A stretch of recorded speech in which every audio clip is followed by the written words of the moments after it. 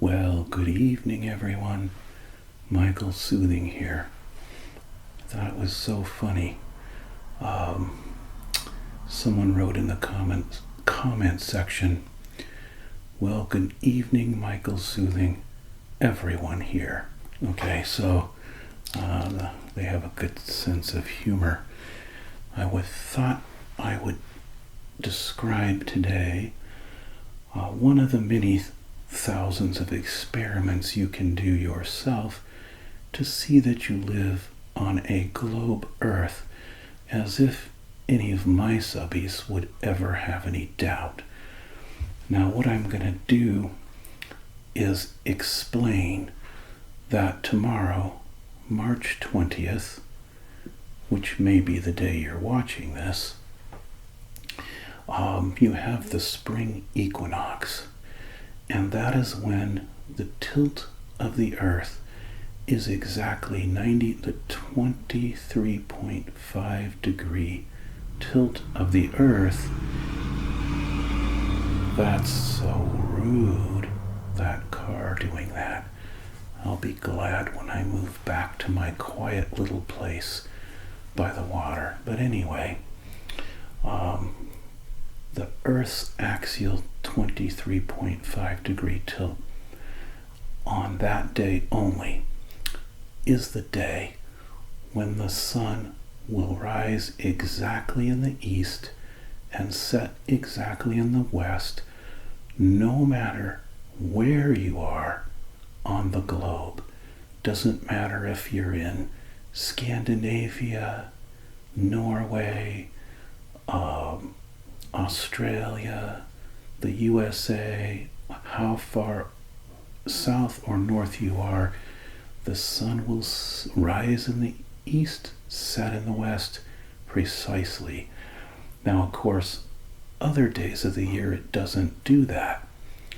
Here in the northern hemisphere, for example, on the Oregon coast, after the spring equinox, the sun's going to set a little bit further north every day until the summer solstice 3 months from now, in which case it's going to set quite far north compared to it's going to set northwest instead of exactly due west. Okay? That's why we have summer and seasons. This phenomenon only is possible with a globe Earth tilted at 23.5 degrees going around the sun every 365 days. It cannot happen this way on a flat Earth, because on a flat Earth, no matter how they want to try to explain seasons, okay, if you have a sunrise in any particular part of the flat Earth, let's say it's here, okay? This is the part where the magic flat Earth sun is lighting up as it travels around in the glass dome and the flat Earth, right? As it travels around. Okay, no matter where it is, you are going to see it from different directions relative to north and south. You're not going to see it rise and set exactly in the east and exactly in the west all over the flat Earth. That on the same day. That would be impossible. It can only happen on the globe Earth. I'm going to attach a link to a video that illustrates this better than I can do. But I'm still going to make my own lame attempt to show you on my globe kind of what we're talking about. The problem is I don't have an adequate bright light source I can shine on it to do a good job, but maybe next time I will. All right, everyone. I have set up my globe in a somewhat imperfect way to show you how the equinox that happens exactly between the winter and summer solstice lights up all of the Earth the same, top to bottom, north to south, so that the sun rays, the sun is far away, all the rays are hitting the Earth like this. The sun's rays are going to cause, on this one day, March 20th, they're going to cause the sun to rise exactly in the east, and it's going to set exactly in the west. So the sunrise will be on the other side, and here's the United States. We're making it go a few hundred times faster or 1,000 times faster than it would. In reality, since the globe takes 24 hours to rotate. But as you can see,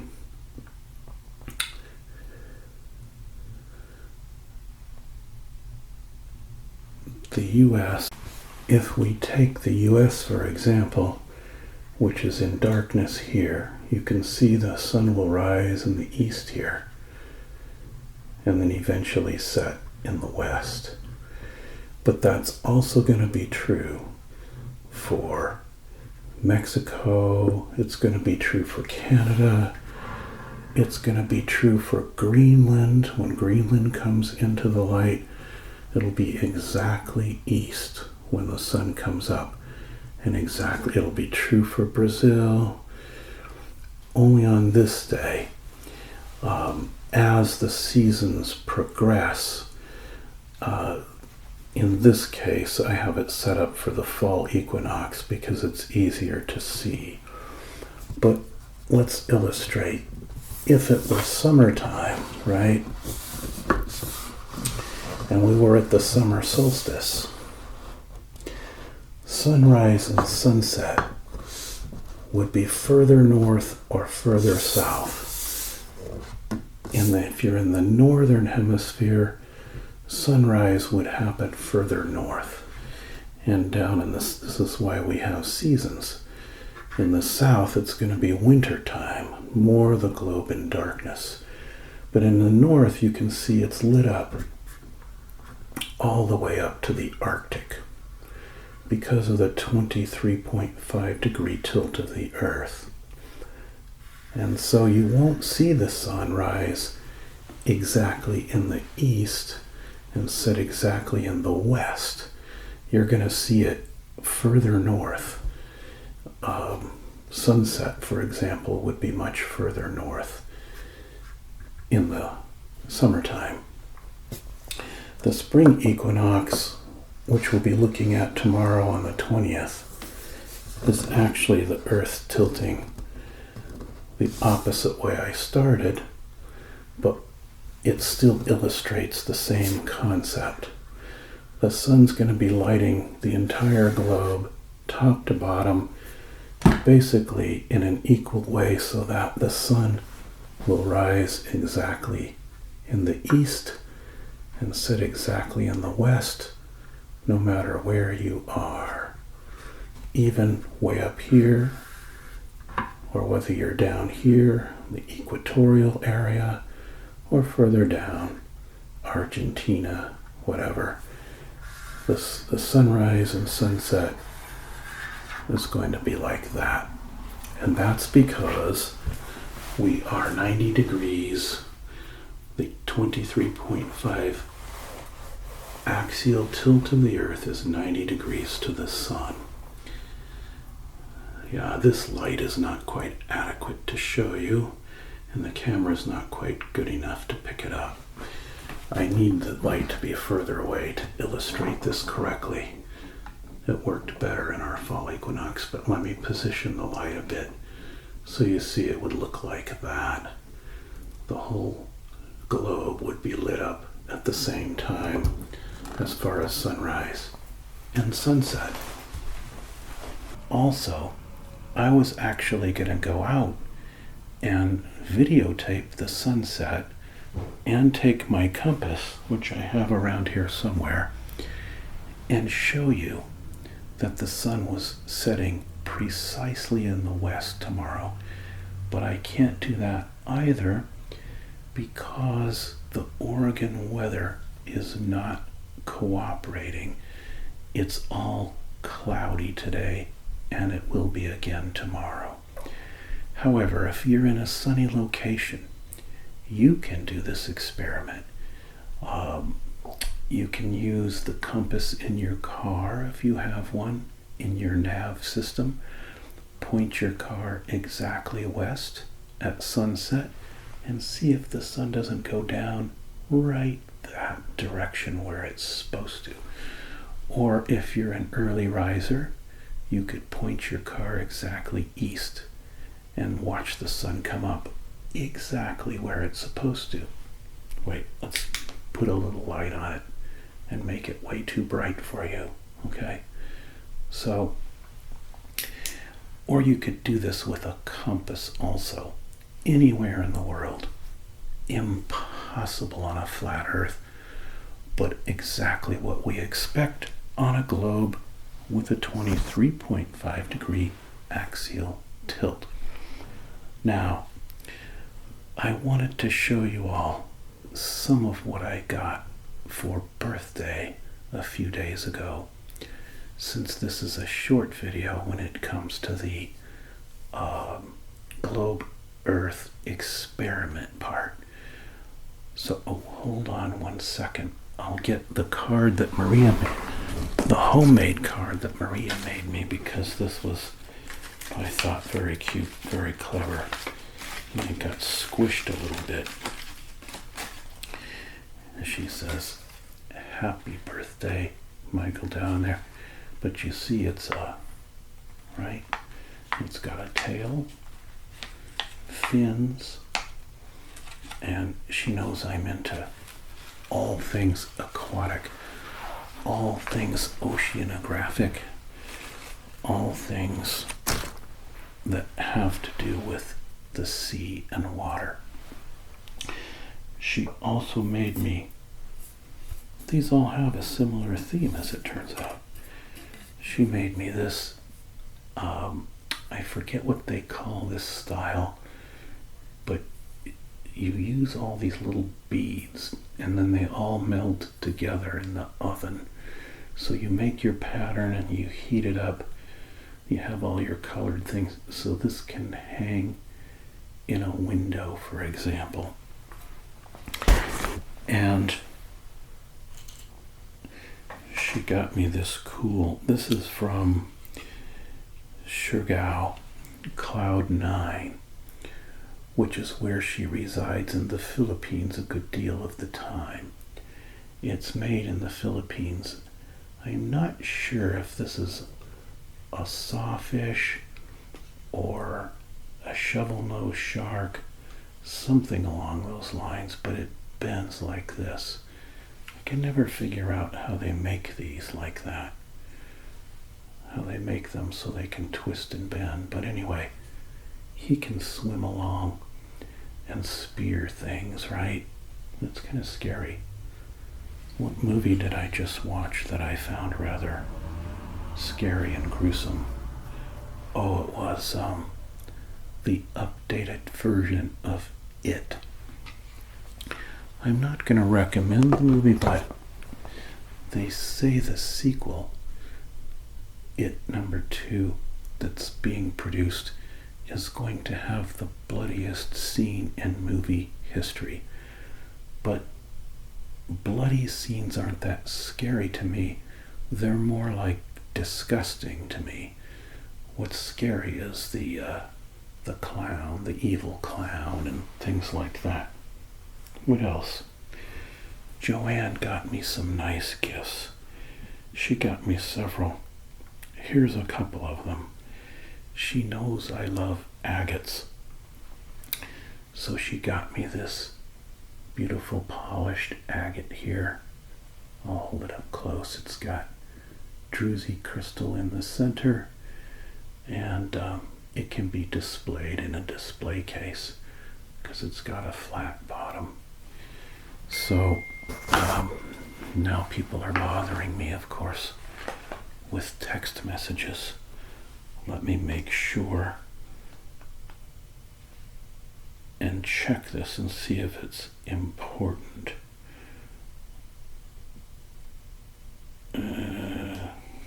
Okay. Not important at the moment. I'll put it on silent. People always want something from you when you're making a video, right? Joanne also got me a Shavarsky, am I pronouncing that correctly? Shavarsky crystal globe. And it has, here you go, see? This is a very high-end type of crystal. And those of you who know crystal will know the name, but I'm sure I'm pronouncing it wrong. Where is it on here listed? Doesn't say. I don't think she actually paid $630 for it. That's what the tag says. I think she got a better deal than that. But anyway, I think this signifies the dove that ushered in a new era of peace on the globe at the end of the flood or something like that. If we put a little light on this indirectly, we see some very nice colors, right? So anyway, that will go in the display cabinet along with some other things that she's purchased for me in the past. And then Chelsea got me this cool book, which I'm going to make an ASMR video about in the future. This book is The Backyard Astronomer's Guide.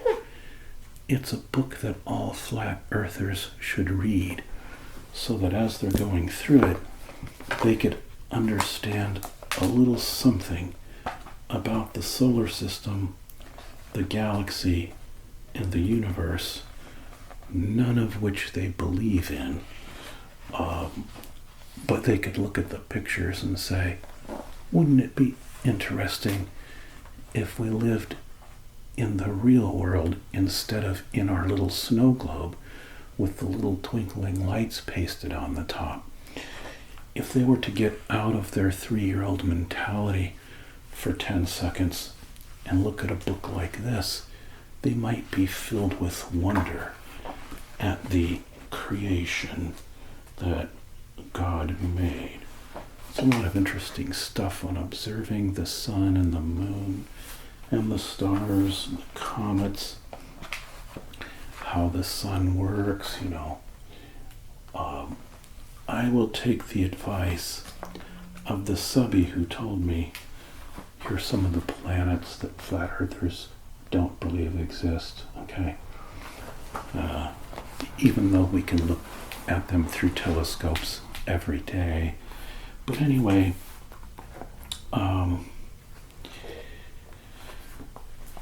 I'm going to do an ASMR video with this book.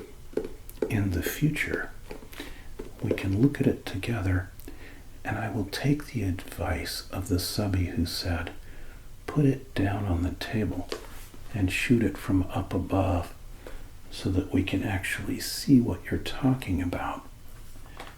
This book deserves that kind of respect because there's so much in it that's interesting. They actually have a huge section on how to do telescope observations.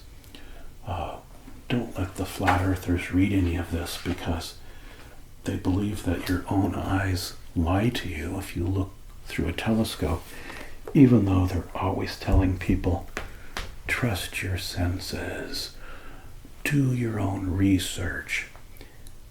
Let me tell you, that's the last thing on this planet that any of them really want to do. Trust your senses means trust your senses like when you were 3 years old and couldn't see beyond your crib, so you assumed there was no outside world, okay? And until your parents started taking you places. And do your own research and question everything means accept everything about flat earthism.